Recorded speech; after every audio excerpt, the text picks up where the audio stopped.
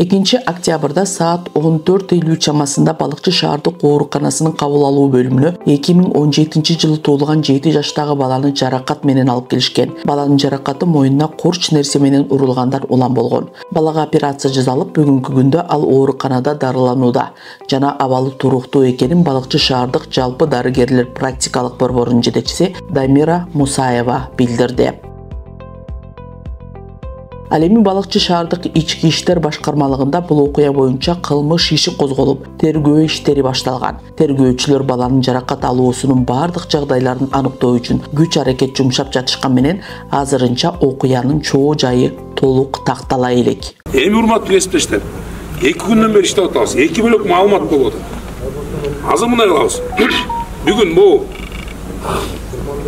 Саякбай көчөсү, биягы Исыкульский, биягы 40 лет, аркы Ленин школундагы бул квадратты отработка кылабыз. Урматтуу кесиптештер, силерден суранычы. И талап кылам. Азыр адам баласы кылмыш көрсө да айткысы келбейт да. Ошон үчүн ар бир үйдү тыкылдатып, сылык мамиле менен урушса кетмей жок. Ушундай окуя болду эле, окуянын чоо жайын билиш үчүн ушундай иштерди жүргүзүп аттык керек деп, ар бир подъезди, ар бир эшикти сурайбыз.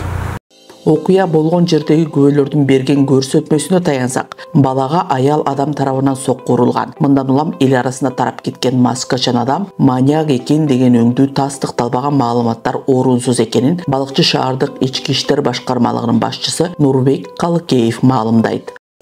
Алдын ала маалыматка таянсам, аял адам залал келтирди деген маалымат бар.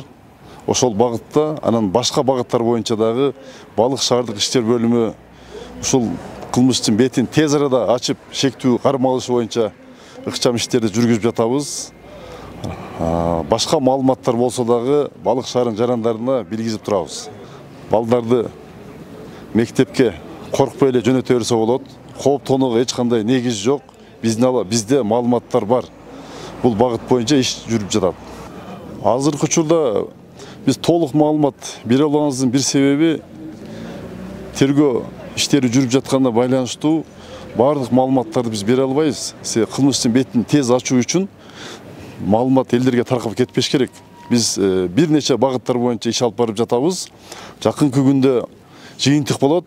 Ошондо биз сиздерге кошумча маалымат бергенге даярбыз. Азырынча сабыр кылып күтүп турсаңыздар, бул кылмыштын бетин ачабыз. Учурда бул иш Ысык-Көл облустук ички иштер башкармалыгынын жана Кыргыз Республикасынын ички иштер министрлигинин көзөмөлүнө алынган.